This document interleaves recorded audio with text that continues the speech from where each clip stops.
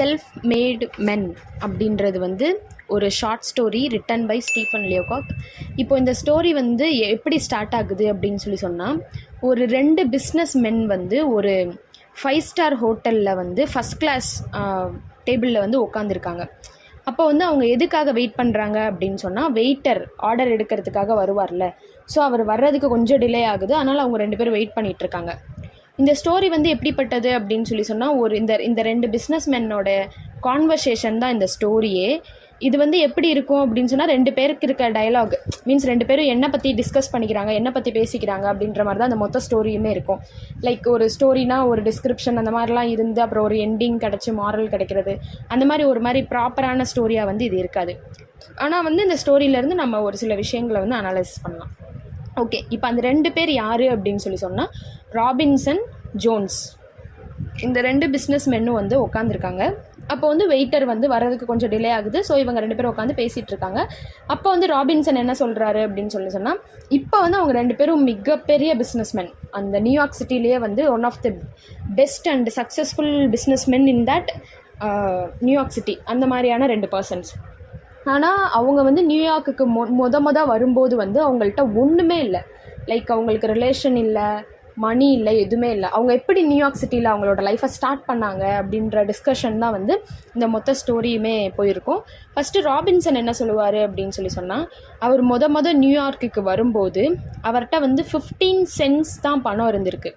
15 cents பணம். அதுலேயே அவருக்கு தங்கிறதுக்கு கூட ஒரு ப்ராப்பரான இடம் இல்லை.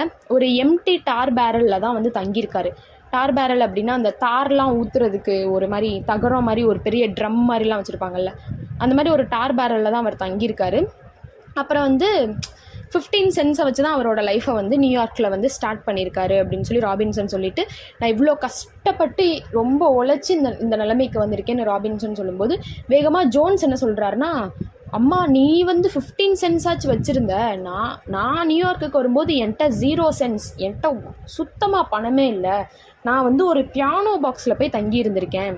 அந்த பியானோ பாக்ஸில் போய் நான் தங்கி தான் என்னோடய லைஃப்பை வந்து நான் நியூயார்க் சிட்டியில் வாழ்ந்திருக்கேன் அப்படின்னு சொல்லும்போது, வேமா ராபின்சன் வந்து ஹீட்டாக அப்படி என்ன சொல்கிறது, 2 பேரும் நான் பட்டதுக்கு ரொம்ப கஷ்டமாக, நீ பட்டது ரொம்ப கஷ்டமானு சொல்லி டிஸ்கஸ் பண்ணுவாங்கள்ல, அந்த மாதிரி வேமா ராபின்சன் ஹீட்டாக என்ன சொல்கிறாரு அப்படின்னு சொன்னால், வின்டர் சீசனில் வந்து நீ வந்து அந்த பியானோ பாக்ஸை க்ளோஸ் பண்ணிக்கிடுவ, உனக்கு அது ஒரு மாதிரி வார்மாக இருக்கும். நான் வந்து ஒரு டார் பேரலில் போய் தூங்கியிருக்கேன், அப்போ எனக்கு எவ்வளோ அது ஸ்ட்ரகிளாக இருக்கும் பார்த்துக்கோ, நான் தான் ரொம்ப கஷ்டப்பட்டிருக்கேன் அப்படின்ற மாதிரி ராபின்சன் சொல்லும்போது, ஜோன்ஸ் என்ன சொல்கிறாரு அப்படின்னா, நீ என்ன பியானோ பாக்ஸ் அப்படின்னு சொன்னால் புதுசு அப்படியே ரொம்ப நல்லா இருக்கிறதுன்னு நினச்சியா? அதுவே வந்து ஒரு க்ளோசிங் பார்ட்டே உடஞ்சி போன ஒரு பியானோ பாக்ஸ். அதுலேயும் அது நார்த் ஃபேஸ் பண்ணி இருக்கும். நார்த் ஃபேஸ் பண்ணி அப்படின்னா நியூயார்க்கில் வந்து நார்த்துலேருந்து தான் பனி பொழியும். ஒரு மாதிரி கிராஸாக தானே பனிப்பொழிவு இருக்கும். அது மாதிரி நார்த்துலேருந்து பொழியும் போது அந்த பியானோ பாக்ஸ் நார்த்தை ஃபேஸ் பண்ணியிருக்கனால ரொம்ப பனிப்பொழிவு இருக்கும். நான் வந்து ரொம்ப சஃபர் ஆகிருக்கேன் அப்படின்னு சொல்லிட்டு, இப்படியே 2 பேரும் மாறி ஹீட்டாக நான் தான் கஷ்டப்பட்டிருக்கேன், நீ தான் கஷ்டப்பட்டிருக்க அப்படின்னு 2 பேரும் ரொம்ப ஹீட்டான கான்வர்சேஷன் போயிட்டுருக்கும்போது, இது வரைக்கும் அவங்க பட்ட கஷ்டத்தை சொல்கிறாங்க. ரொம்ப என்ன சொல்கிறது, 2 பேரும் எப்படி கஷ்டப்பட்டிருக்காங்கன்றத சொல்கிறாங்க. இப்போ வந்து அவங்க அந்த டைம்லேயே எவ்வளோ ஹாப்பியாக இருந்திருக்காங்க அப்படின்றத பற்றி டிஸ்கஸ் பண்ணுறாங்க. ராபின்சன் என்ன சொல்கிறாரு அப்படின்னா, 1000 தான் இருந்தாலும் அந்த லைஃப் தானே ரொம்ப நல்லா இருந்துச்சு.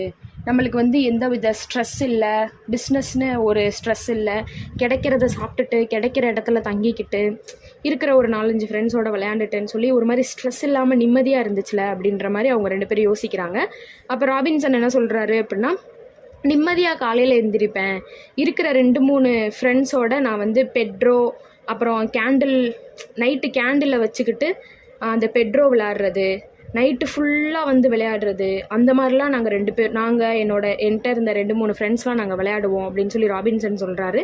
அதுக்கு ஜோன்ஸ் என்ன சொல்கிறாரு அப்படின்னா, உனக்காச்சு 2-3 ஃப்ரெண்ட்ஸ் தான், எனக்கு வந்து 1/2 ஃப்ரெண்ட்ஸ் இருந்தாங்க. நாங்கள் பெட்ரோ மட்டும் கிடையாது, கேரடஸ், ஃபோர்ஃபெட்ஸ் அப்படின்னு சொல்லி இன்னும் நிறைய கேம்ஸ் வந்து விளையாண்டுருக்கோம் அப்படின்ற மாதிரி ஜோன்ஸ் சொல்கிறாரு.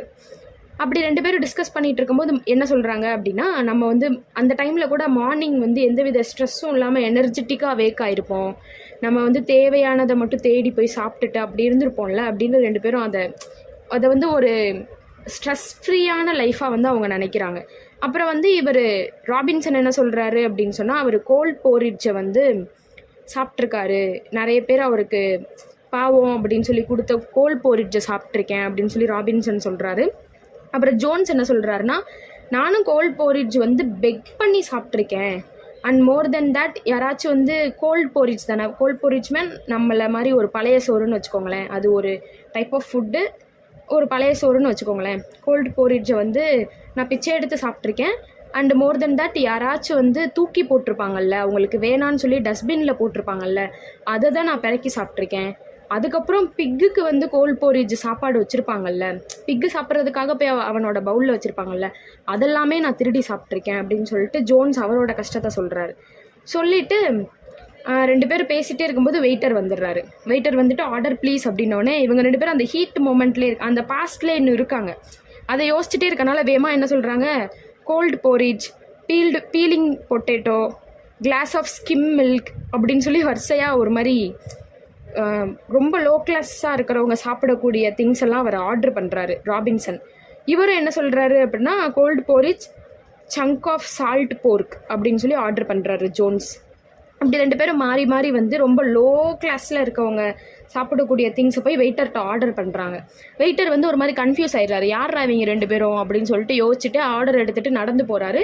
அப்போ தான் அவங்க 2 பேரும் ரியலைஸ் பண்ணுறாங்க, நம்ம வந்து வெயிட்டர்கிட்ட வந்து இப்படி சொல்லியிருக்கோமே அப்படின்னு சொல்லிட்டு மறுபடியும் வெயிட்டரை கூப்பிட்டு ஹாட் பேட்ரிட்ஜ் வந்து எடுத்துகிட்டு வா, கோல்ட் போரிட்ஜ்னு சொல்லியிருப்பாங்க, இப்போ வந்து ஹாட் பேட்ரிட்ஜ் எடுத்துகிட்டு வா, அப்புறம் சம் மீட்ஸ் எல்லாம் ஆர்டர் பண்ணுவாங்க. ஒரு மாதிரி ஹை கிளாஸ் பீப்புள் சாப்பிடக்கூடிய திங்ஸ் எல்லாத்தையும் ஆர்டர் பண்ணுவாங்க. ஆர்டர் பண்ணோடனே அவர் வந்து வெயிட்டர் வந்து நோட்ஸ் எடுத்துகிட்டு போயிடுவார். போயிட்டு அப்போ இவங்க 2 பேரும் வந்துட்டு சிரிச்சுக்குவாங்க. சிரிச்சுக்கிட்டு 1000 தான் இருந்தாலும் நம்மளோட லைஃப், பாஸ்ட் லைஃப் தானே ஹாப்பியாக இருந்துச்சு, என்னதான் இருந்தாலும் memory of tar barrel and the piano box வந்து ரொம்ப ஒரு மாதிரி ஒரு பிளிஸ்ஃபுல்லானதான தான் இருக்குது. அது வந்து புதைக்கப்பட்ட ஒரு விஷயமா இருந்தாலும், லைக் இவங்க ஏழைகள் அப்படின்றது வந்து புதைக்கப்பட்ட ஒரு விஷயமா இருந்தாலும் அவங்க வந்து அந்த டைமில் ரொம்ப ஹாப்பியாக இருந்திருக்காங்க அப்படின்றது தான் இந்த ஸ்டோரி சொல்லுது. அப்படியே அவங்க 2 பேரும் அந்த மெமரிஸை வந்து ரீகால் பண்ணதை நினச்சி சிரிச்சுக்கிட்டே அப்படியே இந்த ஸ்டோரி முடிஞ்சிருது. இப்போ இந்த ஸ்டோரியிலேருந்து நம்மளுக்கு என்ன தெரிய வருது அப்படின்னு சொல்லி சொன்னால், ஒரு 2 பிஸ்னஸ்மேன் வந்து இவ்வளோ கஷ்டப்பட்டு இவ்வளோ தடைகளெல்லாம் தாண்டி அவங்க லைஃப்பில் ரொம்ப சக்ஸஸ்ஃபுல்லாக வந்திருக்காங்க அப்படின்றது தெரிய வருது. அண்ட் அனதர் ஒன் என்ன அப்படின்னு சொன்னால், பீப்புளோட சைக்காலஜி வந்து இதில் தெரிய வருது. என்னதான் நம்மளுடைய ப்ரெசண்ட்டில் நம்ம வெல்த்தாவோ ஹாப்பியாவோ நிறைய சுற்றி இருக்கவங்க நல்ல மனுஷங்களாவோ அப்படி இப்படின்னு சொல்லி நம்ம ப்ரெசண்ட்டில் எவ்வளோதான் வசதியாக இருந்தாலும், எவ்வளோதான் முன்னேற்றமான ஒரு வாழ்க்கையை நம்ம வந்து ப்ரெசண்ட்டில் வாழ்ந்தாலும், ஹியூமன் சைக்காலஜி எப்போவுமே வந்து தன்னோட பாஸ்டே தான் வேணும்னு கேட்கும். பாஸ்ட்டில் கஷ்டப்பட்டிருக்கோம் அப்படின்றது தெரிஞ்சாலும் அந்த டைம் நான் ஹாப்பியாக தானே இருந்தேன் அப்படின்றத தான் இந்த ஹியூமன் சைக்காலஜி கேட்கும். ஃபார் எக்ஸாம்பிள், நம்ம வந்து 10th 12thலலாம் ரொம்ப கஷ்டப்பட்டு பப்ளிக் எக்ஸாம் அது இதுன்னு சொல்லி நம்ம படிச்சுட்டே இருந்திருப்போம், ரெக்கார்டு எழுதிட்டே இருந்திருப்போம். ஆனால் இப்போ காலேஜ் வந்ததுக்கப்புறம் ஒரு மாதிரி லிபரலாக இருந்தாலும், நான் 10th இருந்த லைஃப் இருந்தால் நல்லாயிருக்கும் அப்படின்னு சொல்லி நம்ம பாஸ்ட்டை தேடுறோம்ல, அந்த மாதிரி தான் ஹியூமன் சைக்காலஜி. என்ன தான் ப்ரெசென்ட்டில் வந்து ரொம்ப செட்டில்டாக இருந்தாலும் பாஸ்டே தான் தேடும் அப்படின்றது தான் இந்த ஸ்டோரியில் இருந்தக்கூடிய ஒரு மாரல். அவ்வளோதான் இந்த ஸ்டோரி. தேங்க்யூ.